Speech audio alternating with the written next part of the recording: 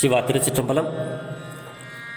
ஈர்த்தன்னை ஆட்கொண்ட என் பெருமான் திருவடிகளை வணங்கிக் கொண்டு, என் பெருமக்கள் 63 நாயன்மார்களுடைய பொன்னார் திருவடிகளையும் வணங்கிக் கொண்டு, அடியார் பெருமக்களையும் வணங்கிக் கொண்டு, பெரும்பற்ற புலியூரானை பேசாத நாளெல்லாம் பிறவா நாளே என்ற அருள் சிந்தனையில் இன்றைய தினம் ஒரு சிறிய தொகுப்பாக அருள் திருநாவுக்கரசு பெருமானார் அருளிச் செய்த திருக்குறுந்தொகையிலிருந்து ஒரு சிறிய பாடலை சிந்திப்பதற்கு சிவனருள் கூட்டியுள்ளது. தெரிந்தவர்கள பாடலை பாடி அடியார் பெருமக்களோடு போரில் பகிர்கிறேன். திருச்சிற்றம்பலம்.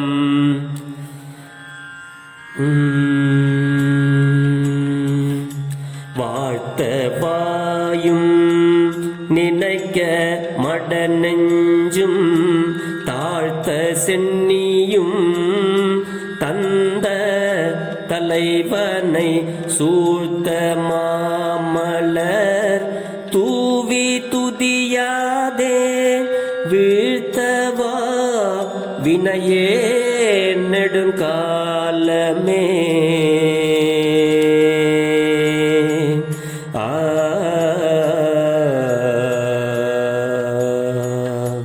திருச்சிற்றம்பலம். பெருமான் நமக்கெல்லாம் அழகாக இங்கே சொல்கிறார். நம்ம வாயை இறைவன் எதற்கு படைத்திருக்கிறான் என்பது நமக்கு தெரியுமா?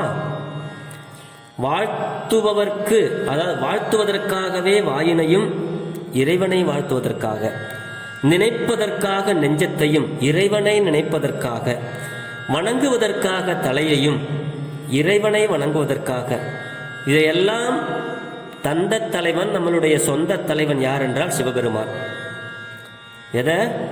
இது எல்லாத்தையும் நமக்கு பெருமான் எதற்கு கொடுத்திருக்காரு சிவபெருமான் அப்படின்னா, சிவபெருமானை வாழ்த்துவதற்காகத்தான் இந்த வாய், இந்த நெஞ்சம் சிவபெருமானை நினைப்பதற்குத்தான், இந்த தலையை சிவபெருமானுக்கு வணங்குவதற்காகத்தான். யாரையோ வணங்குறோம், நம்ம சிவபெருமானை வணங்கினால் என்ன? இதே கருத்தை திரு அங்கமாலை பதிகத்தில அற்புதமா சொல்லியிருப்பாரு இந்த நாவுக்கரசு சுவாமிகள். தலையே நீ வணங்காய், தலை மாலை தலைக்கணிந்து தலையாலே பலிதேறும் தலைவனை தலையே நீ வணங்காய்பாரு. நெஞ்சே நீ நினையாய் அப்படின்னு அந்த திரு அங்கமாலை பதிகத்தில் அழகா நமக்கு பொருள் சொல்வார். நெஞ்சே நீ நினையாய் நிமிர் புன்சடை நின்மலனை மஞ்சாடும் மலை மங்கை மணாலனை நெஞ்சே நீ நினையாய் அப்படிம்பாரு. வாயை சொல்லுவார், வாயே வாழ்த்து கண்டாய் மத யானை உரிபோர்த்து அப்படின்னு அந்த பாடல்ல இதே கருத்தை அங்கேயும் அழகாக பதிவு செய்வார். சுவாமியை வணங்குவதற்காகத்தான் வாயவும் நெஞ்சத்தையும் தலையையும், இந்த உடலை நமக்கு சிவபெருமான் அழகாக படைத்திருக்கிறார். அப்படிப்பட்ட சிவபெருமான வணங்காம நான் ரொம்ப நாள் வீணாக்கிட்டணும் அப்படின்னு இங்க சுவாமிகள் வருத்தப்படுறாரு. அதாவது அழகாக சூழ்ந்திருக்கும் மலர்களை எல்லாம் கொண்டுட்டு சுவாமி மேல அப்படி தூவி அவரை வணங்காம எவ்வளவோ நாட்கள், அதாவது அந்த நாவுக்கரசு பெருமானாருடைய திருத்தாண்டகத்தில் வரும், போக்காதே ஆற்ற நாள் போக்கினேனே அப்படிம்பாரு. அப்படி எவ்வளோ நாள் வீணாக நம்ம செய்து விட்டோமே அப்படிங்கிறது சூழ்ந்திருக்கும் மலர்களை தூவி துதிக்காமல் தீவினையேன் ஆகிய நான் நெடுங்காலம் வீணாக கழித்தேனே அப்படின்னு வருத்தப்படுறாரு. இறைவன் பூசையில் கழிக்கப்படும் காலமே நல்ல முறையில் கழிக்கப்படும் காலம் என்பது இந்த பாடலுடைய கருத்து. இறைவனை நினைந்தும், இறைவனை நெஞ்சார நினைந்தும், வாயார புகழ்ந்தும், தலையால வணங்கியும், அவரை வாயார பாடியும், அப்படி பூசையில் நாம் கழிக்கின்ற காலம்தான் நல்ல காலம்.